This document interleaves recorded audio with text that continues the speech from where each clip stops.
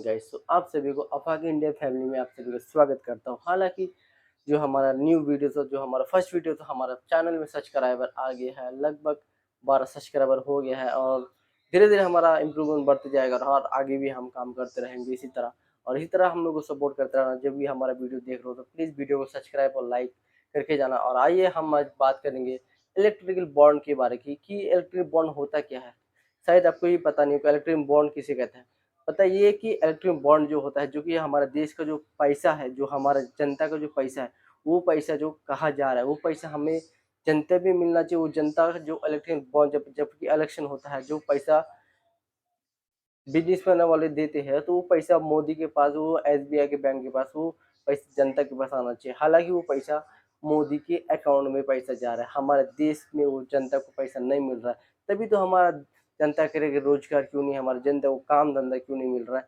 तो सिर्फ जो पैसे है, जो गरीब तो है गरीब ही रहेंगे और जो अमीर है उसको और अमीर बना रहा है। हमारा देश ऐसे हाथों में है। तो गाइस प्लीज हमारा देश को बचाने के लिए सिर्फ आप भी जिम्मेदार होंगे।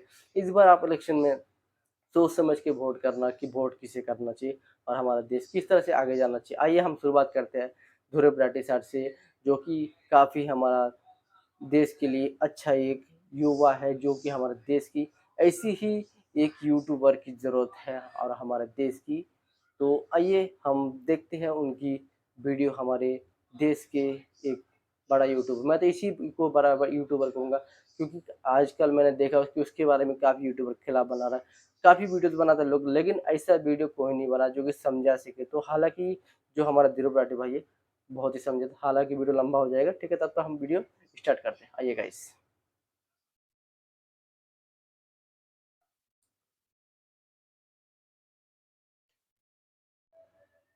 हे welcome back to my YouTube channel guys. तो मैं आप सभी को मेरे चैनल में स्वागत करता हूँ। हालांकि आज हम लोग बात करेंगे जो एसबीआई बैंक है, जो इलेक्ट्रिकल बॉन्ड है, जो उसके बारे में हमारा ध्रुव भाई ने लेके आया है। उस टॉपिक के ऊपर हम लोग आज बात करेंगे और उसको देखेंगे, उसके ऊपर रिएक्शन करेंगे, ताकि जो इलेक्शन से पहले जो चंदा मांगा जाता तो हमारा जो पैसा था, उस पैसे को कैसे मोदी ने अडानी को दिया, वो पैसे का हिसाब नहीं दिया गया। तो उस पैसे के बारे में आज हम लोग देखेंगे, उस पैसे का कैसे नरेंद्र मोदी ने अपने नमस्कार दोस्तों, आपका पैसा चोरी हो गया है। देश की सारी पब्लिक का पैसा लूट लिया गया है। आजाद भारत के इतिहास का यह शायद से सबसे बड़ा स्कैम है। आपको मेरी बात सुनकर शायद लगे कि मैं चीजों को बढ़ा चढ़ा कर कह रहा हूं या एग्जैजरेट कर रहा हूं, लेकिन ऐसा बिल्कुल भी नहीं है। बात यह है कि ये इलेक्टोरल बॉन्ड स्कैम कोई एक घोटाला नहीं है, बल्कि एक घोटालों का भंडार है। स्कैमों की एक इतनी लंबी लिस्ट है कि आप गिनते गिनते थक जाएंगे। और इतना ही नहीं, इसके साथ साथ ये देश का सबसे बड़ा एक्सटॉर्शन रैकेट भी है इसमें। आइए समझते हैं आज के इस वीडियो में एग्जैक्टली क्या हुआ है।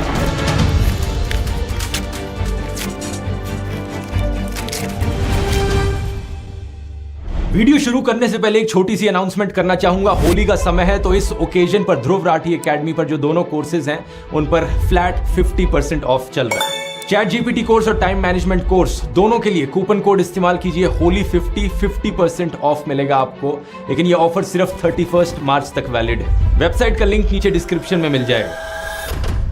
अगर इस पूरे घोटाले के भंडार को एक लाइन में समराइज करना हुआ दोस्तों, तो इसे कुछ इस तरीके से किया जा सकता है। तुम मुझे चंदा दो, मैं तुम्हें धंधा दूंगा, और चंदा नहीं दिया तो ईडी का फंदा दूंगा। इस चंदा धंधा मॉडल की बात मैंने अपने पहले भी कई वीडियोस में करी है, लेकिन अब हमारे पास इसका सीधे तौर पर सबूत मौजूद है।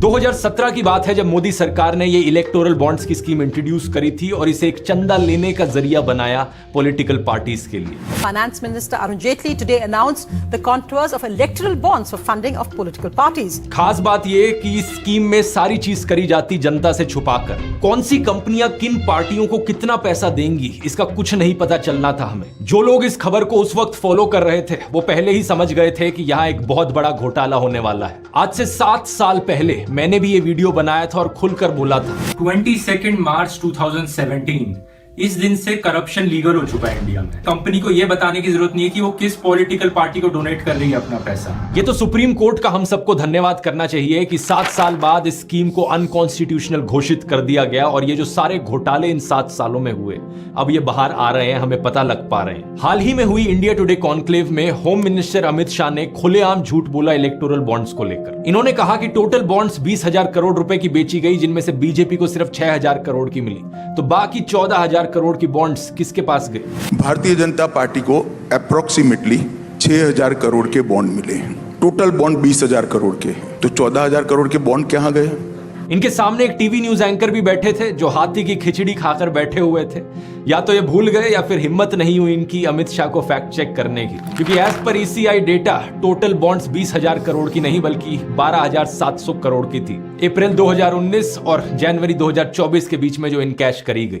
इस 12,000 करोड़ में से बीजेपी के पास 6,000 करोड़ की बॉन्ड्स गई थी, जो कि 47.5% होता है। इसी समय के बीच जो दूसरे नंबर पर पार्टी थी वो थी तृणमूल कांग्रेस, जिन्हें 1,600 करोड़ की बॉन्ड्स मिली, यानी 12.6%। थर्ड नंबर पर कांग्रेस 1,400 करोड़ के साथ, जो कि 11.1% होता है, लेकिन आगे की लिस्ट भी मैं आपको गिना देता हूं। चौथे नंबर पर BRS थी 1,200 करोड़ के साथ, पांचवें पर BJD 700 करोड़ के साथ, छठे पर DMK 600 करोड़, उसके बाद YSR 300 करोड़, TDP 200 करोड़, शिवसेना 150 करोड़ और बाकी जो पार्टीज थी RJD, AAP, JDS, SKM, NCP, इन सबको 30 से लेकर 70 करोड़ के बीच में चंदा मिला।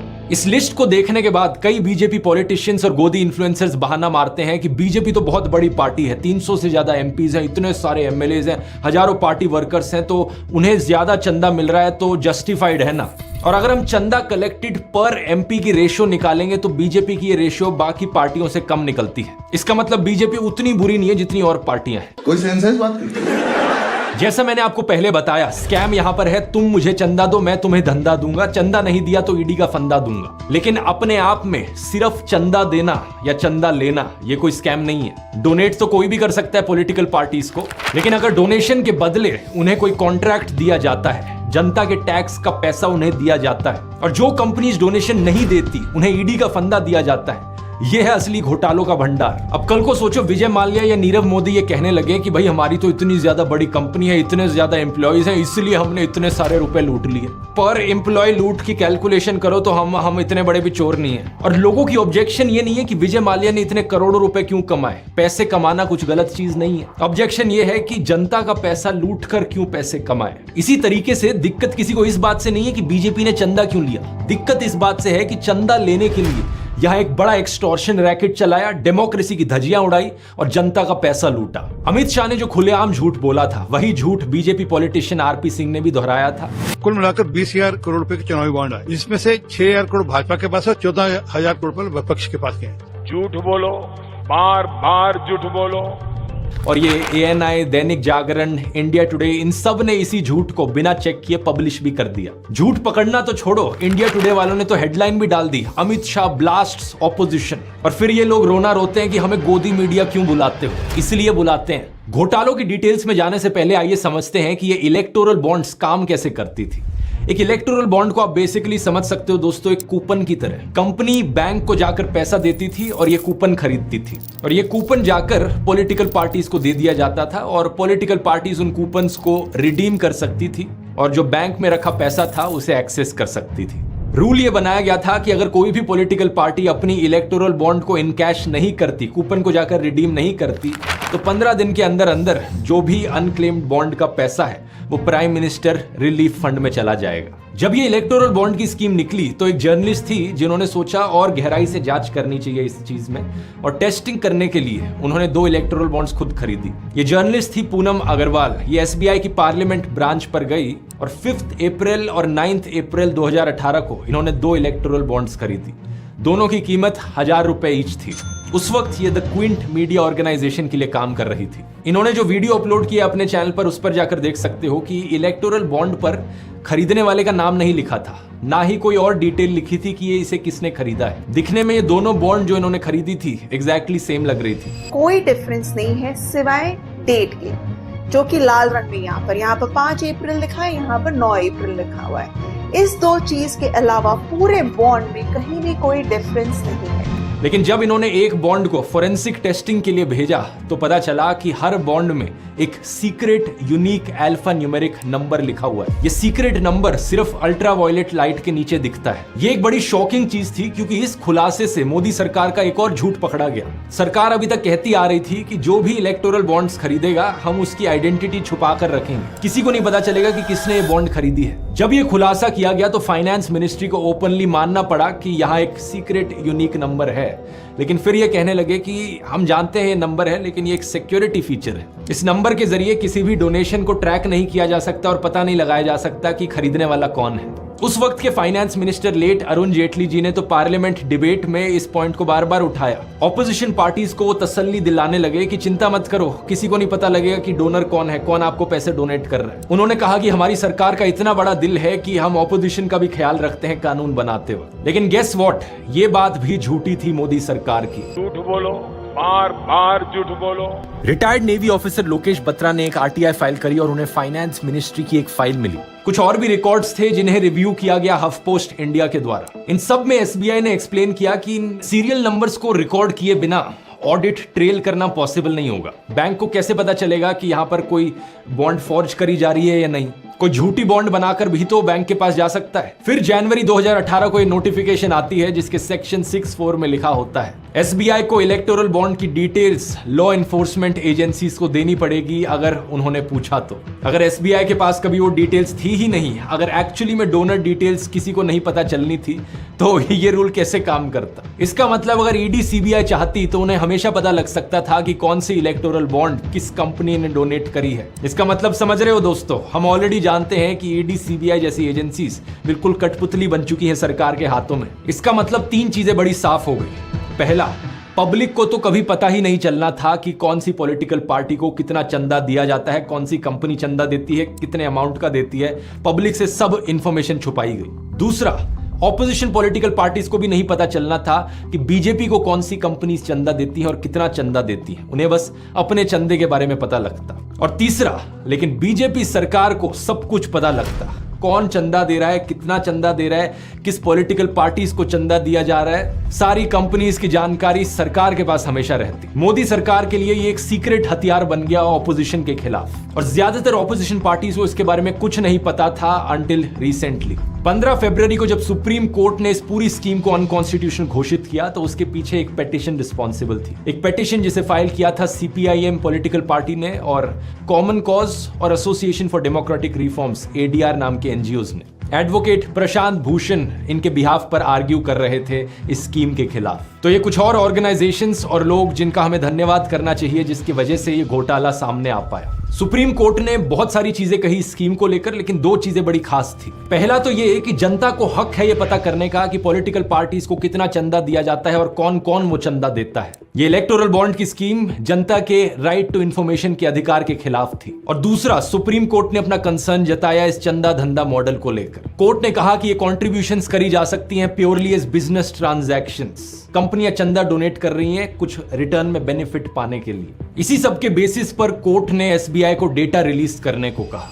मुझको अपने बैंक की किताब दीजिए, देश की तबाही का हिसाब दीजिए। और शुरुआत में एसबीआई ने बहुत बहाने मारे कि नहीं, हमें तो 3 महीने का समय लगेगा, हम इलेक्शन के बाद ही ये कर सकते हैं। लेकिन कोर्ट ने जब दोबारा से ऑर्डर दिया तो डेटा 2 दिन के अंदर रिलीज हो गया और इलेक्शन कमीशन की वेबसाइट पर इस डेटा को पब्लिश किया गया। ये डेटा जो इलेक्शन कमीशन की वेबसाइट पर पब्लिश हुआ, ये 2 अलग अलग लिस्ट में बटा हुआ है। पहली लिस्ट बताती है कि किन किन कंपनीज ने और किन किन लोगों ने इलेक्टोरल बॉन्ड्स खरीदी थी, कितने रुपयों की। और दूसरी लिस्ट बताती है कि किन किन पॉलिटिकल पार्टीज ने कितने अमाउंट की इलेक्टोरल बॉन्ड्स को इनकैश किया था। लेकिन एसबीआई ने बड़ी चालाकी से जो सीक्रेट नंबर्स थे वो नहीं रिवील किए। इनके बिना दोनों लिस्ट को एग्जैक्टली एक दूसरे से कनेक्ट करना पॉसिबल नहीं था।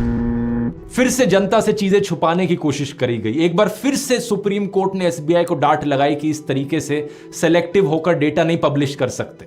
फिर इन्हें कहा गया कि 21 मार्च तक सारा डेटा पब्लिश करना है। अब बाकी जो पॉलिटिकल पार्टीज थी देश में, उन सबको अपने अपने डोनर्स की लिस्ट तो पता थी। उन्हें पता था कि उन्हें जो डोनेशन मिली है वो किसने करी है। तो 10 पॉलिटिकल पार्टीज ने तो खुद ही से ही अपनी लिस्ट पब्लिक के सामने रख दी कि हम अपना डेटा पब्लिकली रिवील करते हैं, एसबीआई करे ना करे। ये पार्टीज हैं समाजवादी पार्टी, आम आदमी party, national Congress party, JDU, JDS, DMK, ADMK, JKNC, Goa की एक पार्टी एमजीपी और एसडीएफ सिक्किम की। इनके भी ऊपर मैं कहूंगा 4 पॉलिटिकल पार्टीज हैं जिन्होंने इलेक्टोरल बॉन्ड्स कभी एक्सेप्ट करी ही नहीं as a matter of principle. ये है CPI, CPIM, all India forward bloc और सीपीआईएमएल। इन पार्टीज को किसी और मुद्दे पर जरूर क्रिटिसाइज किया जा सकता है, लेकिन इस मुद्दे पर इनका जो स्टैंड है वो तारीफ के लायक है। और बाकी जो सारी पॉलिटिकल पार्टीज हैं जिन्होंने इलेक्टोरल बॉन्ड्स को एक्सेप्ट किया, उनके लीडर्स का यही कहना है कि हमने इन्हें इसलिए एक्सेप्ट किया क्योंकि हमने सोचा ये स्कीम आई है तो इसे इस्तेमाल कर ही लेते हैं, ये सोचकर कि हमारे डोनर्स को कोई समस्या नहीं होगी। वैसे भी सिर्फ चंदा लेने का मतलब ये तो है नहीं कि ये स्कैम है।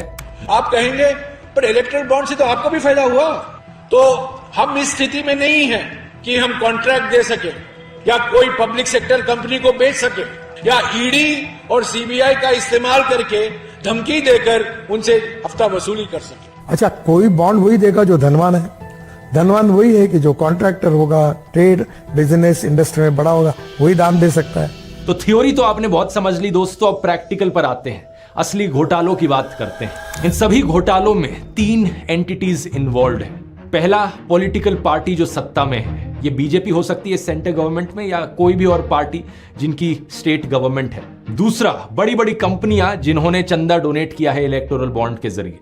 और तीसरा, आम जनता यानी पब्लिक। इन तीनों के नीचे एक बक्सा रख देते हैं। पॉलिटिकल पार्टी के नीचे जो बक्सा रखा है वो चंदे का डिब्बा है, कंपनी के नीचे जो डब्बा है वो कंपनी के पैसे का डब्बा है, और तीसरा, पब्लिक के नीचे जो डब्बा है वो सरकारी पैसे यानी जनता के पैसे का डब्बा है। अब सोचो, अगर सरकार जनता के डब्बे से पैसे निकालकर कंपनी के डब्बे में डाल दे और रिटर्न में कंपनी अपने डब्बे से पैसे निकालकर पार्टी के डब्बे में डाल दे इलेक्टोरल बॉन्ड्स के जरिए, क्या आप इसे एक स्कैम कहोगे या नहीं कहोगे? ऑब्वियसली एक घोटाला है। हरियाणा में एक कहानी सुनाई जाती है ज्ञानी चोर की, जो अमीरों से पैसे लूटता है और गरीबों में बांटता है, रॉबिन हुड की कहानी की तरह। लेकिन ये जो इलेक्टोरल बॉन्ड का घोटालों का भंडार है, यहाँ पर गरीब लोगों से, आम जनता से पैसे लूटे जा रहे हैं और अमीरों को दिए जा रहे हैं। ये एग्जैक्टली कैसे किया जा रहा है 3 ठोस एग्जाम्पल से समझते हैं। पहला है टैक्स इवेजन, जो कंपनियां टैक्स पे नहीं करती ढंग से। टैक्स ना पे करने का मतलब है कि हमारे जनता के बक्से में पैसा नहीं आ रहा है। इसका मतलब सरकारी एम्प्लॉयज को अपनी सैलरीज टाइम पर नहीं मिलेंगी, सरकारी जॉब्स में रिक्रूटमेंट नहीं होगी, स्कूल हॉस्पिटल्स की कंडीशंस इंप्रूव नहीं करी जा सकेंगी, क्योंकि जनता का पैसा जो जनता की भलाई के लिए इस्तेमाल किया जाना था वहां पर कमी हो रही है। अब ऐसे केस में अगर कोई कंपनी अपने टैक्सेस पे नहीं कर रही है तो सरकार को क्या करना चाहिए? उस पर रेड करी जाए। लेकिन रेड करने की जगह सोचकर देखो, एक सौदेबाजी कर ली गई कि तुम हमारी पॉलिटिकल पार्टी को चंदा दे दो और जो तुमने जनता का पैसा चुराया है वो जाए भाड़ में, कोई बात नहीं उसकी। जो घोटाला तुम कर रहे हो हम तुम्हें करते रहने देंगे और अपनी ईडी को चुप करा लेंगे। आप क्रोनोलॉजी समझ लीजिए। इलेक्टोरल बॉन्ड्स की लिस्ट में टॉप 5 डोनर कंपनियों को देखिए। इन 5 में से 3 कंपनीज हैं फ्यूचर गेमिंग, मेगा इंजीनियरिंग और एक माइनिंग जायंट वेदांता। इन सब कंपनियों पे ईडी और इनकम टैक्स की रेड पड़ी थी। इनफैक्ट द क्विंट ने टॉप 30 डोनर्स को एनालाइज किया और पता चला कि टॉप 30 में से 14 कंपनियों पर रेड पड़ी थी एजेंसीज की। अब एक तो ये चीज हो सकती है कि कंपनी ने कुछ गलत नहीं किया था, कंपनी ईमानदार थी, लेकिन ऐसे केस में सरकार ने कहा कि तुम ईमानदार हो तो क्या हुआ, हमें तो तुम्हारा पैसा चाहिए, इसलिए चुपचाप हफ्ता निकालो। बेसिकली सरकार ने यहां पर एक्सटॉर्शन करी। यही कारण कि कांग्रेस पॉलिटिशियन राहुल गांधी ने प्रधानमंत्री मोदी को वसूली भाई बुलाया। लेकिन दूसरा केस हो सकता है कि कंपनी ने एक्चुअली में यहां पर मनी लॉन्ड्रिंग करी हो, घोटाला किया हो, लेकिन सरकार ने कहा कि मनी लॉन्ड्रिंग कर रहे हो, टैक्स की चोरी कर रहे हो, यानी जनता के पैसे को चुरा रहे हो, कोई बात नहीं, चुरा लो, बस हमारी पार्टी को चंदा दे दो।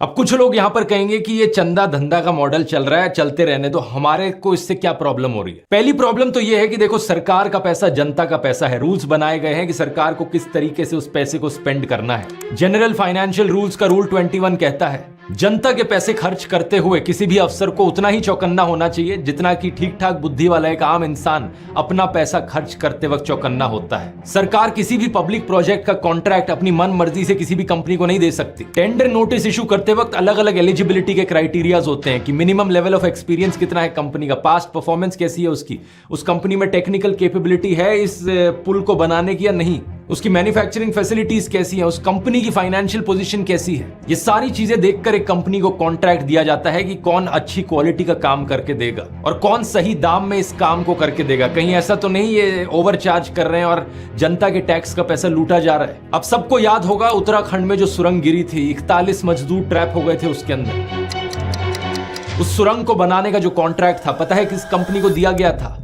नवयुग इंजीनियरिंग नाम की कंपनी को। और इस कंपनी ने 2019 और 2022 के बीच में 55 करोड़ की इलेक्टोरल बॉन्ड्स खरीदी थी। एक और किस्सा सुनाता हूं। दिसंबर 2021 में अहमदाबाद में एक अंडर कंस्ट्रक्शन फ्लाईओवर नीचे गिर गया था। इस फ्लाईओवर को बनाया जा रहा था रंजीत बिल्डकॉन नाम की कंपनी के द्वारा। यह तीसरा इंसिडेंट था सेम कंपनी को इन्वॉल्व करते हुए। इंक्वायरी हुई तो पता चला इस कंपनी ने कंक्रीट और कंस्ट्रक्शन की क्वालिटी पर कॉम्प्रोमाइज किया था। लेकिन पता है इसी कंपनी को गुजरात की कई सिविक बॉडीज में ढेर सारे अलग अलग प्रोजेक्ट्स भी दिए गए। वडोदरा, राजकोट, सूरत, अहमदाबाद का गांधीनगर का मेट्रो रेल प्रोजेक्ट भी इसे दिया गया। यह हुआ धंधा। और चंदा कहां है यहाँ पर?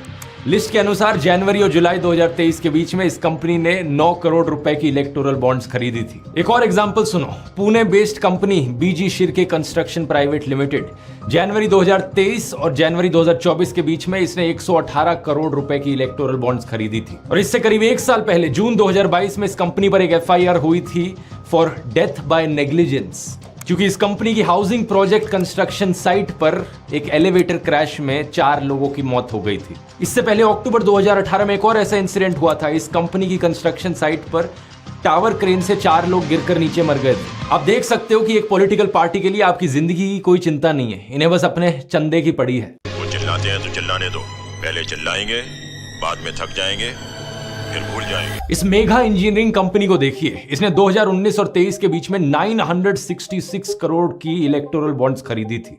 इतना सारा चंदा, ऑलमोस्ट 1000 करोड़ रुपए एक कंपनी पॉलिटिकल पार्टीज को क्यों डोनेट करना चाहेगी? 3 कंपनीज इससे और एसोसिएटेड थी, western UP power transmission company limited, SCPC power और एवी ट्रांस प्राइवेट लिमिटेड। अगर इन सब की इलेक्टोरल बॉन्ड्स को इकट्ठा करोगे तो ये 1200 करोड़ रुपए से ज्यादा की रकम होती है। क्या मिला इसे रिटर्न में? जून 2019 में तेलंगाना के चीफ मिनिस्टर चंद्रशेखर राव ने Kaleshwaram multipurpose irrigation project inaugurate किया था। अब फरवरी 2024 में CAG ने एक रिपोर्ट सबमिट करी जिसमें पता चला कि इस प्रोजेक्ट की पहले की एस्टिमेटेड कॉस्ट थी 81,000 करोड़ रुपीस, लेकिन अब ये 1.47 लाख करोड़ रुपीस से ज्यादा एक्सीड कर रही थी। CAG ने अपनी एक और रिपोर्ट में बताया कि मेघा इंजीनियरिंग को 5,180 करोड़ रुपए एक्सेस पे किए गए थे 4 पैकेजेस के लिए। इसमें पंप्स, मोटर्स की और इक्विपमेंट की सप्लाई और कमीशनिंग इन्वॉल्व थी। CAG ने यह भी बताया कि मेघा इंजीनियरिंग के अलावा और भी कॉन्ट्रैक्टर्स थे जैसे कि L&T और नवयुग इंजीनियरिंग, और अगर इन सबको कुल मिलाकर देखा जाए तो इन सभी कॉन्ट्रैक्टर्स को एटलीस्ट 7,500 करोड़ रुपीस के एक्सटेंडेड अनड्यू बेनिफिट्स मिले थे। रिपोर्ट में यह भी लिखा गया कि प्रोजेक्ट्स को देने की सरकार को कुछ ज्यादा ही जल्दी लगी थी। 25,000 करोड़ के 17 अलग अलग काम डिटेल्ड प्रोजेक्ट रिपोर्ट आने से पहले ही अवार्ड कर दिए गए थे। इतना ही नहीं, इसी प्रोजेक्ट को लेकर अक्टूबर 2020 में नेशनल ग्रीन ट्रिब्यूनल ने रेड फ्लैग्स भी रेज किए थे। NGT ने कहा कि इस प्रोजेक्ट को जो एनवायरमेंटल क्लियरेंस दिया गया था वो इलीगल था। अब क्योंकि ये चीज हो रही थी तेलंगाना में, वहां पे BRS पार्टी है पावर में, तो कांग्रेस और बीजेपी दोनों ने कहा कि ये बाहुबली प्रोजेक्ट एक करप्शन का सेसपूल बन गया है। लेकिन प्लॉट ट्विस्ट सुनो आगे। ये जोजिला टनल थी। यहां बीजेपी के नितिन गडकरी जोजिला सुरंग की बात कर रहे हैं जो श्रीनगर और लेह को कनेक्ट करती है। इसका मंजूरी आपके सरकार ने दी थी। इस टेंडर में जिस कंपनी ने कॉन्ट्रैक्ट जीता, 5 लोगों ने टेंडर भरे और हैदराबाद की एक मेघा इंजीनियरिंग करके कंपनी उन्होंने काम लिया। अलग अलग कंपनियों ने इसके लिए बिड किया था, लेकिन अगस्त 2020 में एक छोटी सी हैदराबाद की कंपनी को ये 4,500 करोड़ रुपए का कॉन्ट्रैक्ट मिल गया। कौन सी company? Megha engineering. Time bound, result oriented and corruption free. एक और प्रोजेक्ट को देखो, थाने बोरीवाली ट्विन टनल। मुंबई की MMRDA ने टेंडर फ्लोट किया 2 पैकेजेस का इस सुरंग को बनाने के लिए। अप्रैल 2023 में मेघा इंजीनियरिंग ने 140 करोड़ रुपए की इलेक्टोरल बॉन्ड्स खरीदी और इसके अगले ही महीने मई 2023 में मेघा इंजीनियरिंग को 14,400 करोड़ रुपए का यह प्रोजेक्ट मिल जाता है। ये वही कंपनी है जिस पर अक्टूबर 2019 में इनकम टैक्स की रेड पड़ी थी। लेकिन उसके बाद से हमें लिस्ट में दिखता है 2019 से लेकर 24 के बीच में कितनी करोड़ों रुपए की इलेक्टोरल बॉन्ड्स इसने खरीदी, और इसी टाइम पीरियड में एक के बाद एक प्रोजेक्ट्स इसे अवार्ड किए गए, ना सिर्फ तेलंगाना की स्टेट गवर्नमेंट के द्वारा बल्कि मोदी की सेंट्रल गवर्नमेंट के द्वारा भी। जून 2023 में तो इस कंपनी को इस आर्टिकल के अनुसार एक डिफेंस मिनिस्ट्री का 500 करोड़ रुपए का प्रोजेक्ट भी दे दिया गया। ये सब दोस्तों जो मैंने आपको अभी तक बताया ये सिर्फ टिप ऑफ द आइसबर्ग है। इसके अलावा एक ये बड़ा ही अजीब केस है फ्यूचर गेमिंग नाम की कंपनी का, जो कि एक लॉटरी कंपनी है। जब इस कंपनी पर रेड करी जा रही थी सेंट्रल एजेंसीज के द्वारा, finance minister Nirmala Sitharaman photos tweet कर रही थी जहां पर ये लॉटरी किंग के बेटे से मिल रही थी। इसके अलावा कुछ केसेस हैं बीफ एक्सपोर्टिंग कंपनीज के, जब उन्होंने इलेक्टोरल बॉन्ड्स खरीद के चंदा दिया पार्टियों को। तो ये एक ऐसा केस जिसको सुनकर बहुत से लोगों की आंखें खुल जानी चाहिए जो लोग धर्म के नाम पर वोट देते हैं इस पार्टी को। फिर है केसेस माइनिंग जाइंट्स के, वेदांता, EMIL, GHCL, MSPL, कैसे इन पे आरोप लगा है एनवायरमेंटल रूल्स को बेंड करने का। एक केस है क्विक सप्लाई चेन का, जिसके सेम डायरेक्टर्स हैं जो मुकेश अंबानी की रिलायंस कंपनी के हैं। लिस्ट देखकर पता चलता है इस कंपनी ने अपने नेट प्रॉफिट से ज्यादा की इलेक्टोरल बॉन्ड्स खरीदी। जितना प्रॉफिट ये कंपनी नहीं कमा रही थी उससे ज्यादा चंदा दे रही थी पॉलिटिकल पार्टीज को। लेकिन अभी के लिए मुझे लगता है वीडियो काफी बड़ा हो गया है, तो इन सारे केसेस की बात एक अगले एपिसोड में करते हैं। अगर आप चाहते हो इन घोटालों की और डिटेल्स में जाकर मैं एक और वीडियो बनाऊं तो कमेंट्स में लिखकर बता सकते हो। जाने से पहले मैं ये भी बताना चाहूंगा होली का समय है, तो आप सबको हैप्पी होली। और आप लोगों के लिए एक बहुत बड़ा ऑफर होली पर ध्रुव राठी एकेडमी पर जो मेरे दोनों कोर्सेज हैं, चैट जीपीटी कोर्स और टाइम मैनेजमेंट कोर्स, इन दोनों पर 50% ऑफ। कूपन कोड इस्तेमाल कीजिए HOLY50, HOLI 50। आप में से जो लोग अभी तक इन कोर्सेज को नहीं खरीद पाए हैं उन लोगों के लिए एक बहुत अच्छा मौका, ये ऑफर चलेगा 31 मार्च तक सिर्फ। तो जरूर जाकर चेकआउट करिए। दोनों ही कोर्सेज बड़े ही यूजफुल हैं। चैट जीपीटी वाला कोर्स हिंदी में है विद इंग्लिश सबटाइटल्स, लेकिन टाइम मैनेजमेंट वाला सिर्फ इंग्लिश में है। वेबसाइट का लिंक नीचे डिस्क्रिप्शन में मिल जाएगा या फिर आप इन QR कोड्स को भी स्कैन कर सकते हैं। और चैट जीपीटी और आर्टिफिशियल इंटेलिजेंस की अहमियत आज की दुनिया में